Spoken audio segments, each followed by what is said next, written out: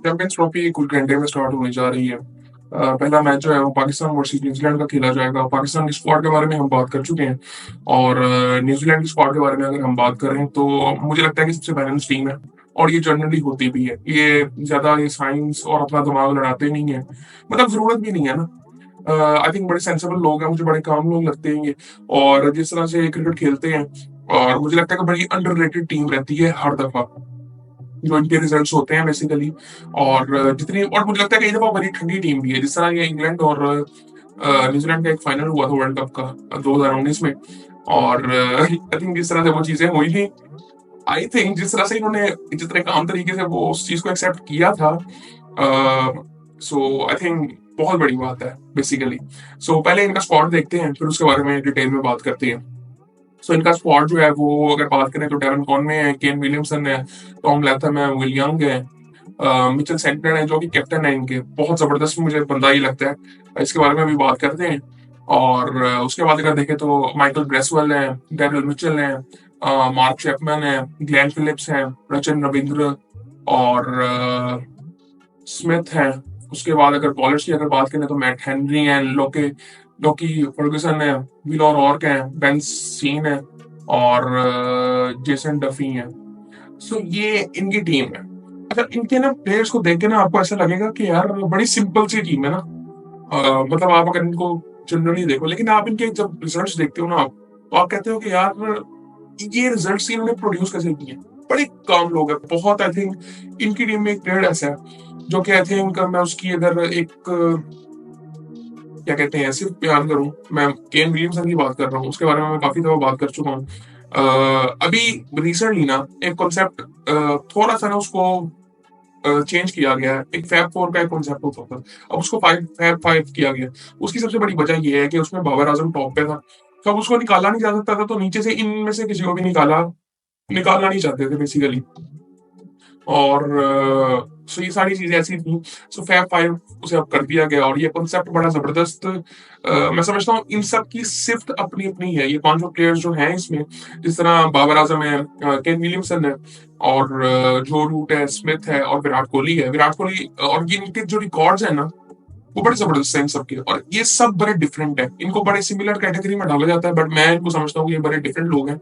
इसमें मैंने एक अलग वीडियो बनानी थी, शायद अभी बना दूं। वो बड़ी जबरदस्त इनके बारे में बात करना चाहता हूँ। मुझे लगता है कि ये बड़े डिफरेंट किस्म के लोग हैं और जिस तरह से अपनी टीमों को जितवाते हैं वो तरीका बड़ा डिफरेंट है।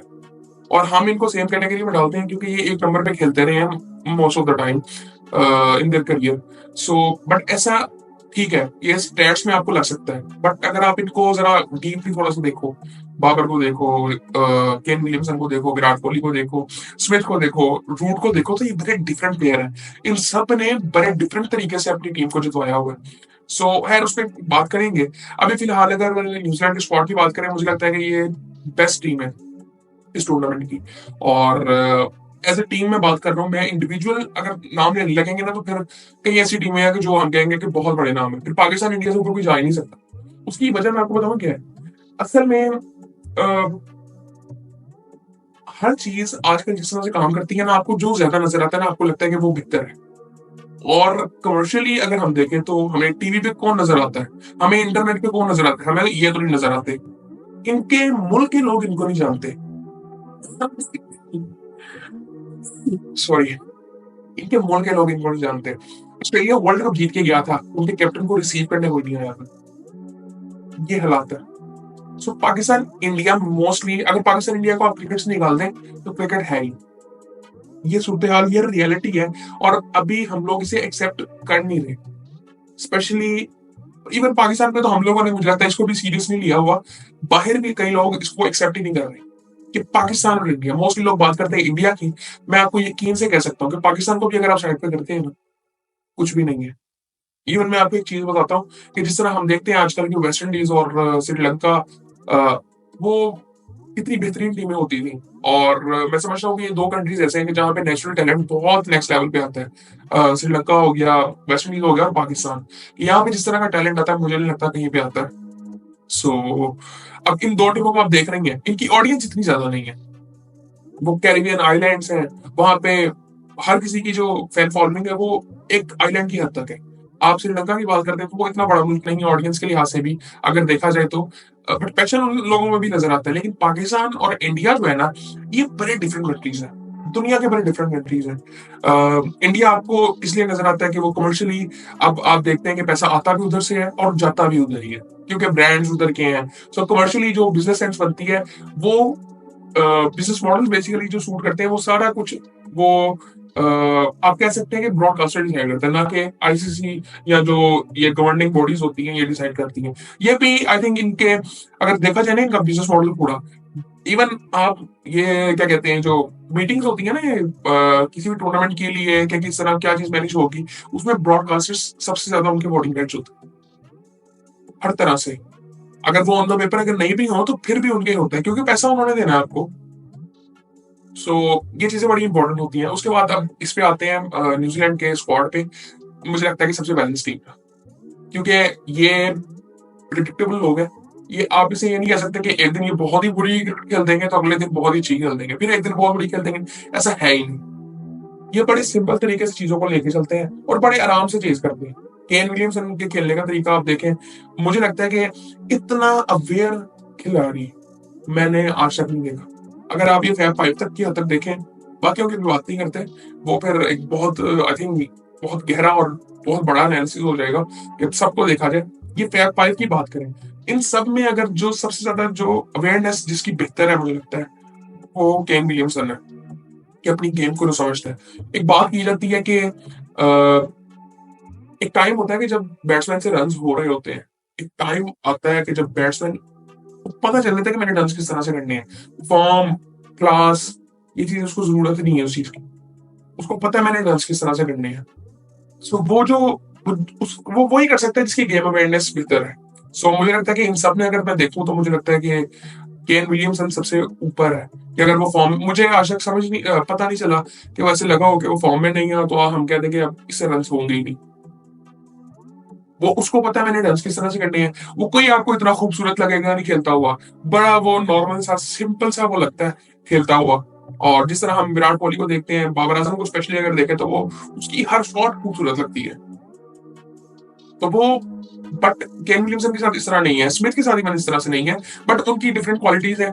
और सेम फॉर जो रूट आई थिंक उसके साथ भी इस तरह से नहीं है। लेकिन अगर इसकी बात करें केन विलियमसन की, तो आई थिंक ये बड़ा जबरदस्त है। और दूसरा इनका कैप्टन, मुझे लगता है कि इस वक्त सबसे ज्यादा अवेयर, सबसे ज्यादा स्मार्ट अगर बॉलर कोई है, even fast bowler and spinner, वो मिचेल सेंटनर है। मैंने जब इसको पहली दफा देखा था, इसको देख के मेरी फीलिंग ही बड़ी डिफरेंट थी। वो भला किस तरह की थी कि वो गली का एक लड़का नहीं होता जो बहुत तेज होता है और जिसके हाथ में कंट्रोल होता है कि यार वो बस ना बॉल को इस तरह भी घुमा लेगा, इस तरह भी घुमा लेगा। आप इसको कभी देखेंगे ना, जब तक ये बॉल हाथ से छोड़ता नहीं ना, इसका कंट्रोल बॉल पे वहां तक है। और इस पे मैंने कभी इसको देखा नहीं कि इसके हाथ से बॉल छूट रहा हो और इसका कंट्रोल कम हो रहा हो, या अपना जो फोकस है वो लूज कर रहा हो। इवन इन सब में की मैं बात करूं, नहीं देखता मैं। ग्लेन फिलिप्स को आप देखें, किस तरह की वो फील्डिंग करता है, ये पूरी टीम किस तरह की फील्डिंग करती है। सो इस काफी ऐसी चीजें हैं कि ये बड़े सिंपल से हैं लोग। और इनके बारे में एक चीज कहा जाती है कि उनके मुल्क में भेड़ ज्यादा है, लोग कम है। शायद ऐसा मेरे ख्याल से ये फैक्ट भी है। लेकिन आई थिंक बड़े सिंपल से लोग हैं, बड़े वो आई थिंक। और दूसरी एक बात मैं आपको बताता हूँ, पाकिस्तान के बाद इस वक्त जो फैन फॉलोइंग है ना, जो सपोर्ट मिलती है, मुझे लगता है वो न्यूजीलैंड को मिल रही है। क्योंकि पिछले कुछ सालों में आई थिंक ये लोग इतना ज्यादा पाकिस्तान आ चुके हैं और ये इन कंडीशंस को इतना बेहतर समझते हैं शायद जितना पाकिस्तान में नहीं समझते, मुझे ये लगता है। और मुझे लगता है कि ये फेवरेट टीम है जो कि इस टूर्नामेंट का फाइनल खेलेगी, शायद टूर्नामेंट भी जीत जाएंगी। ये मुझे बहुत रियलिटी में लगता है। मुझे कोई टीम इस वक्त इतनी सेटल नहीं लगती। इनके बाद अगर मैं बात करूँ, फिर मैं पाकिस्तान का नाम ले सकता हूँ, वो भी मैं गट फीलिंग पे जा रहा हूँ अपनी। उसकी सबसे बड़ी वजह यह है कि मेरी गट फीलिंग इस वक्त मुझे ये कह रही है कि इंडिया क्वालिफाई नहीं कर रहा।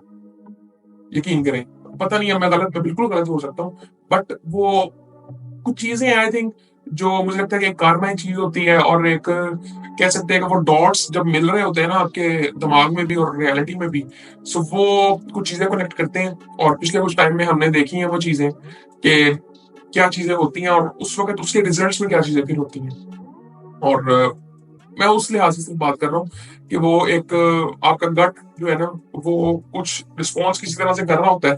कई दफ़ा आप उसको समझ जाते हो, मुझे लग रहा है कि इस दफ़ा न्यूज़ीलैंड और पाकिस्तान क्वालीफाई करेंगे, या न्यूज़ीलैंड और इंडिया क्वालीफाई करेंगे। पाकिस्तान इंडिया में से एक ही क्वालीफाई करेगा और पाकिस्तान को आइडियली करना चाहिए। मैं पाकिस्तान को चांसेस थोड़े ज़्यादा दूँगा, क्योंकि मुझे लगता है कि जहाँ पे मैचेज़ हैं, पाकिस्तान के अंदर मैचेज़ हैं, और उसके बाद अगर देखें तो दुबई के अंदर मैचेज़ हैं। दुबई की कंडीशंस भी पाकिस्तान काफ़ी बेहतर समझता है। अब इनकी बॉलिंग की अगर बात करें ना, तो इनकी बॉलिंग आप अगर पिछले कुछ सालों से देखो ना, तो बड़ी शुरू से बड़ी स्टेबल रही है। कभी ऐसा नहीं लगा कि इनके पास कोई ऐसा बॉलर नहीं है, और ये मतलब जो हमारे ऊपर जो चीज़ें आती हैं कि हमारे बॉलर फॉर्म में नहीं है तो हम आउट ही नहीं कर पाते, हमें मार पड़ती है। इनके साथ ऐसा नहीं है। पिछले कुछ काफ़ी टाइम से इनके पास ट्रेंट बोल्ट था और साउथी था, और इनके पास बॉलर्स आते जाते रहते हैं, अच्छे बॉलर्स आते हैं, पेस वाले बॉलर्स आते हैं। और अब इनको एक बॉलर मिला था, विलो रोर्क, जिसकी मैंने एक बॉलिंग देखी थी। आई थिंक बैंगलोर में था मैच, टेस्ट मैच, जहाँ पे इन्होंने इंडिया को 3 में से 3 मैचेस हराए थे, और उसके बाद उन्होंने ऑस्ट्रेलिया जाना था। वो वाले उन मैचेस की मैं बात कर रहा हूँ, और उसमें उसने क्या ज़बरदस्त किस्म की बॉलिंग की थी। मैंने उसको पहली दफ़ा वहाँ पे देखा था, बड़ा ज़बरदस्त बॉलर है। और बाकी भी इनकी अगर टीम देखी जाए तो अच्छे बॉलर हैं इनके पास, और मैट हेनरी है, is a very good bowler, experience भी है, सब कुछ है। सो ओवरऑल इनकी टीम मुझे बड़ी बैलेंस लगती है। ऑलराउंडर्स इनके पास बड़े ज़बरदस्त हैं, चैपमैन है, और चैपमैन इस दफ़ा पीएसएल में भी आ रहा है, ग्लेन फिलिप्स है, टेरल मिचेल है, बहुत ज़बरदस्त है ये तीनों। ये तीनों बड़े ज़बरदस्त हैं। अभी क्या कहते हैं, ग्लेन फिलिप्स ने 100 भी की है, और चैपमैन अभी मेरे ख्याल से ये क्या कहते हैं, ट्रांजिशन के एक मैचेस नहीं खेला था। पता नहीं, मे बी खुद बिठाया हो उसको। टेरल मिचेल खेला था, उसकी भी कुछ छोटी-छोटी इनिंग्स थी, और 50 तो मेरे ख्याल से उसने किए थे, 1-2 किए हैं उसने 50। सो ओवरऑल डिसेंट टीम है, मुझे लगता है सबसे स्टेबल टीम है। रचिंद्र मिश्रा, मुझे लगता है कि वो इन कंडीशंस में रन्स वो बेहतर कर सकता है, और स्पेशली जब उसको मैंने पहली दफ़ा देखा था, आई थिंक वर्ल्ड कप में देखा था, या उससे पहले देखा था, आई थिंक उससे पहले देखा था मेरे ख्याल से। हाँ, शायद उससे पहले ही देखा था, मे बी उसके बाद आईपीएल में जब वो आया था।